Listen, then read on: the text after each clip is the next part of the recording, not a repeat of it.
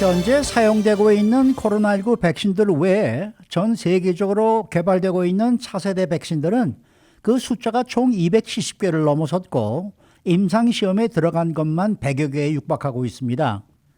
이 차세대 백신들은 보관과 유통의 간편함을 추구하는데 개발의 목적이 집중이 되어 있고 특히 알약이나 스프레이 형태 등으로 손쉽게 접종하는 것에 중점을 두고 있습니다. 제니 옐런 재무부 장관이 어제 금리 인상을 언급해 주식시장이 큰 폭으로 하락했었는데 금리 인상 발언 자체가 연방준비제도의 고유 권한을 건드린 것이다라는 비판이 나왔습니다. 일각에서는 현재 미국 경제정책을 이끌어가는 수정에 단순한 말 실수로 보기가 어렵다면서 앞으로 오게 될 금리 인상에 대한 신호를 준 것이 아니냐라는 해석도 나오고 있습니다. 오늘은 이런 소식을 정리합니다. 자, 주영석 부장 어서 오십시오. 안녕하십니까. 새로운 코로나19 백신 개발이 진행되고 있다는 소식이죠? 네, 그렇습니다. 월스트리트저널이 코로나19 백신 개발과 관련한 특별 보도를 했는데요. 굉장히 다양하게 진행되고 있다는 그런 내용입니다. 네. 기존 백신들, 그러니까 뭐 파이저나 모더나나 존슨앤존슨이나 뭐 아스트라제네카라든가 뭐 기존 백신들은 운송하고 또 보관하고 또 접종하는 게 모두 어렵습니다. 그렇죠. 어려워요. 그래서 일부 국가 제외하면 그 일부 국가에 물론 미국도 들어가지만 미국을 비롯한 일부 국가를 제외하면 접종이 당초 기대치에 못 미치고 있습니다. 네. 그래서 현재 새롭게 개발되고 있는 백신들의 공통점은 이런 기존 백신의 이 단점을 보완하는데 주력하고 있다고 합니다. 그럼 새로운 백신 개발에서 지금 구체적으로 어떤 점이 중시가 되고 있는 거예요? 예, 크게 보면은 코로나19 변이 바이러스. 지금 기존 바이러스는 변이 바이러스를 염두에 두고 만든 것이 아니기 때문에 네. 지금 새로 만들어지는 백신들은 전부 다 지금 변이 바이러스에 어떻게 효과적으로 대응할 수 있을 것인가 그 점을 염두에 두고 만들어지고 있고요. 또 하나는 바이러스 추가 확산을 막는 겁니다. 그러니까 바이러스 추가 확산을 막기 위해서는 백신 접종이 되도록 많은 사람들이 맞을 수 있어야 되는데 지금 그것이 그 파이저나 모더나나 이런 기존의 백신들은 복용하는 것, 그러니까 이 맞는 것도 어렵고 또 백신을 특정한 지역까지 가져가는 것도 어렵고 그렇죠. 하여튼 다 어렵습니다. 그렇기 때문에 이 운반이라든가 보관이라든가 이런 거를 간편하게 하는 것, 그런 쪽에 좀 중점을 두고 있고요. 특히 그 1세대 백신은 예외 없이 주사기에 의해서 그렇죠. 접종하는 방식이에요. 그러니까 이것도 굉장히 불편하죠. 그러니까 주사기 같은 그런 도구가 있어야 되고 또 이런 것은 그 의료 전문가만이 해야 되기 때문에 네. 많은 인력이 필요한 상황이고요. 그래서 참 여러 가지로 까다롭고 힘들어요. 그래서 차세대 백신은 전부 다는 아니지만 그 중에 일부는 알약이나 비강 스프레이 형태로 지금 개발이 되고 있다고 그래서 이게 상당히 좀 관심을 모으고 있습니다. 어떤 제약회사들이 네. 지금 새로운 백신 개발에 참여하고 있습니까? 네, 그 월스트리트저널 보도를 보면요, 이 현재 미국 연방정부 산하 연구소에서 개발 중인데요. 그러니까 정부 차원에서 개발이 되고 있고 또 일반 업체들 보면 사노피 글로벌 제약기업입니다. 프랑스에 헤드쿼터가 있는 글로벌 제약기업이고요. 사노피 그리고 얼티문 바이오 회사죠. 그리고 백살트 생명공학 업체입니다. 그리고 그리스턴 옹콜로지 역시 바이오 기업입니다. 이런 다양한 회사들이 지금 몇 가지 대표적인 이제 업체들만 예를 들었는데 이런 그 제약회사들, 바이오 기업들, 뭐 생명공학 업체들이 차세대 백신 개발을 지금 활발하게 진행 중인 그런 상황입니다. 뭐 한국에서도 지금 백신 개발을 하고 있다고. 그렇죠. 한국 것도 상당히 좀 성과를 내고 있다고 그래요. 지금 기대를 모으고 있습니다. 글쎄요, 말이에요. 그런데 아무래도 새로운 백신은 기존 백신의 단점을 보완하는 쪽으로 이제 이 초점이 모아지겠네요. 네, 그렇죠. 그래서 이제 상용화되어 있는 뭐 파이저라든가 모더나라든가 가장 많이 쓰이고 있는 이런 1세대 백신의 단점들을 지금 보완한다는 건데 일단 초저온에서 이게 보관이 돼야 되고 또 운송이 돼야 되고 또 일정 간격으로 2차례 주사를 해야 하고 참 제약이 많습니다. 그렇기 때문에 지금 그 많은 회사들 또 많은 정부가 나서가지고 새로운 백신 개발에 열을 올리고 있고요. 여기에 대해서 전문가들도 기대감을 나타내고 있습니다. 그레고리 폴랜드 마요 클리닉 교수, 이 대표적인 또 전문가 중에 한 분인데 이분도 차세대 백신에 큰 기대를 나타내면서 이런 얘기를 했습니다. 새로운 형태의 그 백신들이 차세대 백신으로 등장을 할 것이고 그 차세대 백신들은 기존 백신들의 한계를 극복해내는 결과를 만들어내는 것이 가능할 것이다. 이렇게 얘기를 하고 있습니다. 특히 지금 뭐 국가로 치면 미국이나 뭐 몇몇 국가들만 백신이 접종이 되고 있고 다른 대부분의 국가들이 지지부진한 상황이고요.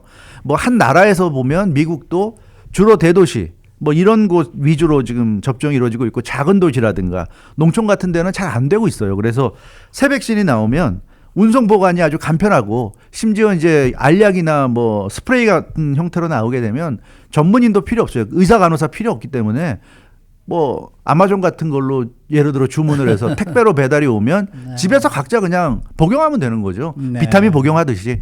그러니까 굉장히 백신 접종이 용이하게 될 수 있다. 그래서 2세대 백신이 나오면 1세대 백신보다 아마 2세대가 급격히 많은 사람들의 환영을 받게 될 것이고 이 다음에 또 3세대 백신이 나오면 또 2세대 백신보다 무언가 또 보완할 점이 있을 때 그걸 더 보완하는 3세대가 나올 것이다. 그래서 백신이 새로 나올 때마다 개선되고 발전할 것이다. 이런 기대를 지금 나타내고 있습니다. 그러니까 새롭게 백신 개발에 참여하는 제약회사들을 아까 잠시 말씀해 주셨는데 지금 전 세계적으로는 숫자가 엄청난 것 같아요. 굉장합니다. 지금 세계보건기구 WHO가 구체적 숫자를 공개했는데요.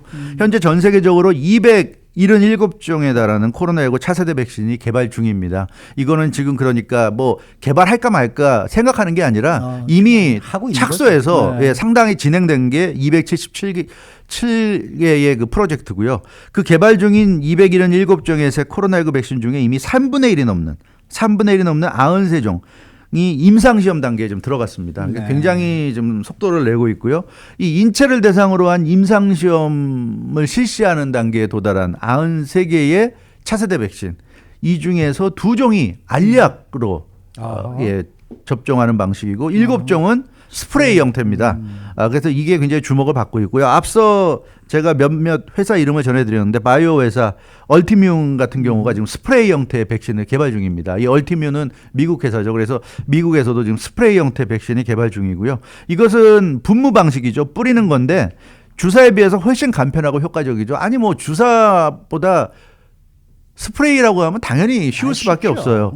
이거니까 코로 뿌리는 거예요. 그러니까 감염이 주로 코로 이루어지잖아요. 그리고 코가 이제 호흡기이기 때문에 코를 통해서 들어가면 호흡기, 폐라든가 이런 것이 이제 위험해질 수 있는 건데 호흡기를 통해서 코 속 점막으로 직접 백신을 주입하는 방식입니다. 그러니까 이렇게 되면 그 호흡기를 통한 바이러스가 전파되는 것을 방지하는데 상당한 그 효과가 있을 것이다.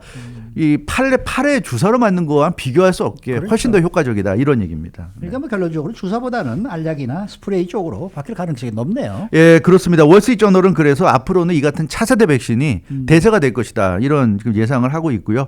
미국같이 대규모로 백신 접종이 이루어지고 있는 나라에서도 앞으로 유용하게 사용될 수 있다. 왜냐하면 지금 미국이 2차 접종까지 끝냈지만 3차 접종, 부스터샷이 필요하다고 얘기하고 있잖아요, 지금. 네, 그리고 매년 정기적으로 접종이 필요하다고 얘기하고 있는데 지금 월스트리트저널이 예측하는 것은 부스터샷부터는 차세대 백신으로 이게 그 대체될 것이다. 이제 이런 예상입니다. 그러니까 사실 지금 많은 분들이 걱정하고 있어요. 지금 주사 맞으면 너무 아프고 힘든데 이거 어떡하나. 걱정하지 않으셔도 될 것 같아요. 이제 앞으로는 주사 안 맞아도 될 것 같습니다. 물론 뭐 스프레이 뿌리고 알약을 먹어도 아플 수는 있겠죠. 뭐 약 먹는다고 해서 안 아픈 건 아픈 게 완전히 없어지는 건 아닐 거고요.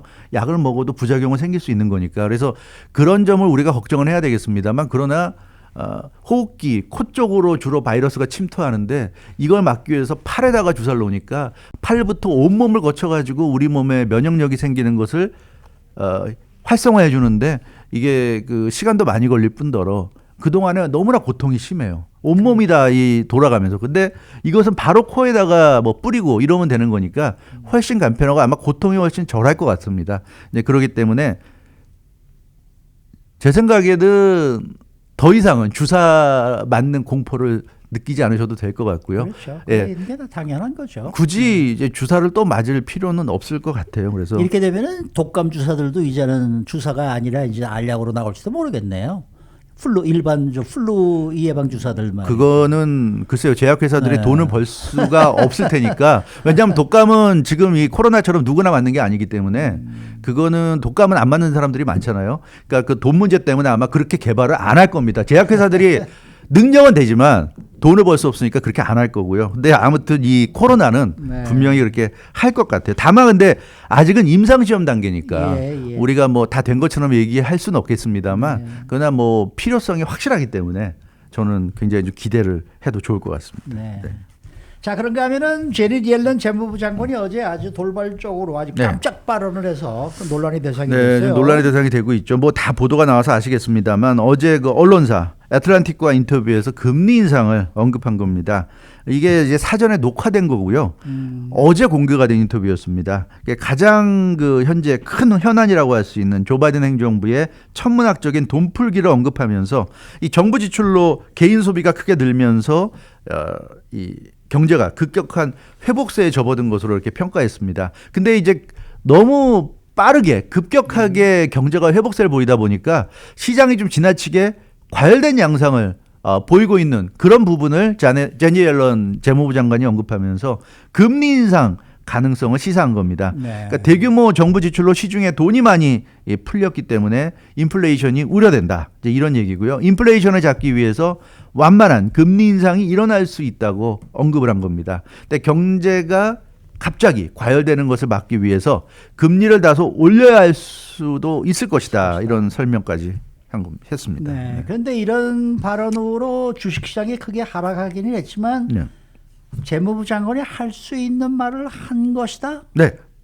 어떻게 보세요? 그렇죠. 뭐 그렇게 얘기할 수도 있어요. 그 재무부 장관이 무슨 주식시장의 수호신도 아니고 너무 주식시장에 뭐 절절매서 주식시장에서 주가가 떨어지는 것을 두려워해서 모든 포커스를 주식시장에만 맞춘다. 그럴 수는 없는 거죠. 그건 아닙니다. 뭐 때로는 해야 될 말을 하는 것이 재무부 장관이고요. 또 그러다 보면 주식시장 입장에서는 별로 달갑지 않은 말을 할 수도 있는 거예요. 그러니까 그거는 뭐 큰 문제가 아니라고 보여지는데 문제는 제니 옐런 재무부 장관이 연방준비제도 의장이 아니란 점이죠. 그렇죠. 근데 금리 인상이라는 것은 연준의 고유 권한입니다. 네. 고유 권한이기 때문에 아무리 재무부 장관이라고 해도 연준의 고유 권한을 침범할 수는 없는 거예요. 네. 그러니까 지금 미국은 독특합니다.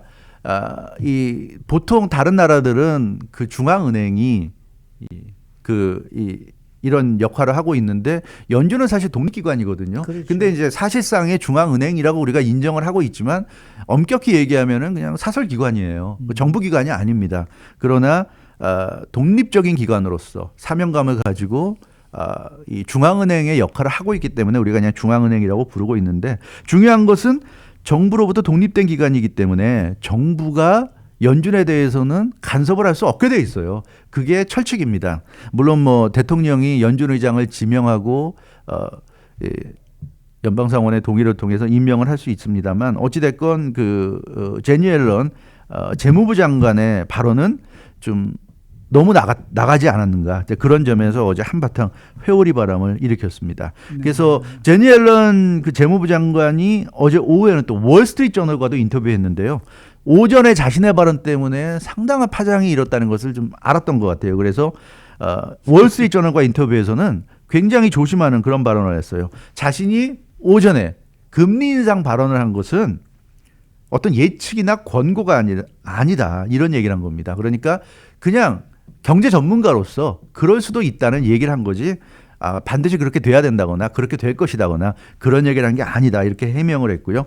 연준의 독립성을 중요하게 생각하는 사람이 있다면 바로 자신일 것이다 이렇게 얘기해서 자기는 절대로 연준의 어떤 권한을 침범한 것도 아니고 월권 행위를 한 것도 아니다 이렇게 해명을 했습니다. 근데 뭐 제니 옐런이라는 분이 지금 재무부 장관이니까 이분의 발언을 그렇게 단순하게 볼 수도 네. 없을 거 아니겠습니까? 없는 거죠. 그렇죠. 제니 él런 재무부 장관 말 그대로 재무부 장관이고요. 그럼요. 미국 경제 정책을 이끄는 분이고 또 현재 미국 경제의 최고수 중에 한 분입니다. 그렇죠. 샌프란시스코 연방준비은행 총재, 연준 부의장, 대통령 경제자문위원장, 연준 의장을 지내서 지금 재무부 장관까지 왔어요. 그러니까 네.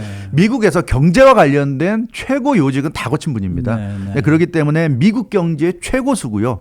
그런 분이 사실 자신이 어떤 발언을 했을 때 얼마나 파장을 일으킬지 그 정도 계산이 없이 발언을 했다고 보기는 참 어려운 겁니다. 네. 물론 사람이 말을 하다 보면 말실수할 수도 있는데 그런 정도의 말실수라고 보기는 너무 좀 어이없는 말실수거든요. 그래서 이건 단순한 말실수가 아니라 일각에서는 그런 얘기를 하고 있죠.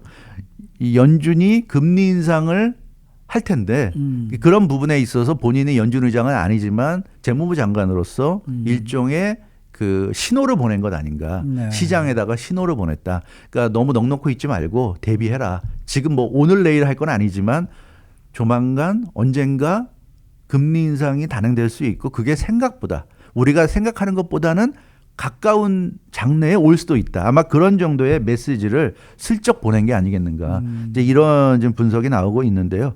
뭐 그런 정도 해석이 맞는 것 같아요. 제니 옐런 재무부 장관 정도 되면 연준에도 굉장히 뭐 친한 사람들도 많이 있고 당연히 연준에 돌아가는 일을 다 알 수밖에 없는 분이니까 예, 뭐 말도 안 되는 얘기를 했을 리는 없고요. 그런 차원에서 우리가 이제는 금리 인상도 언젠가는 이제 현실이 될 수 있다는 또 거. 그럴 예. 수밖에 없죠. 뭐 언제까지만 뭐 계속해서 제로금리가 갈 수는 없는 거 아니겠습니까? 예, 근데 참 이게 2008년 금융위기 사태 이후에 보면 뭐 중간에 뭐 금리를 올린 적이 있긴 하지만 네, 네. 굉장히 오래 제로금리가 가고 있거든요. 네, 네. 그래서 과연 이게 금리를 올리는 게 예전 같이 그렇게 쉽게 올릴 수 있을까 그런 생각을 우리가 해볼 필요는 있을 것 같아요. 네. 이미 이 세상은 이 미국 자본주의 또 전 세계 자본주의가 제로금리를 정상으로 생각하고 지금 돌아가고 있단 말이에요. 네. 이제 그런 차원에서 예전같이 막 3%, 4%, 5% 이렇게 금리가 올라가는 그런 시대에 경제가 제대로 돌아갈 수 있을까? 이런 생각, 이 생각도 우리가 해봐야 될 거고요.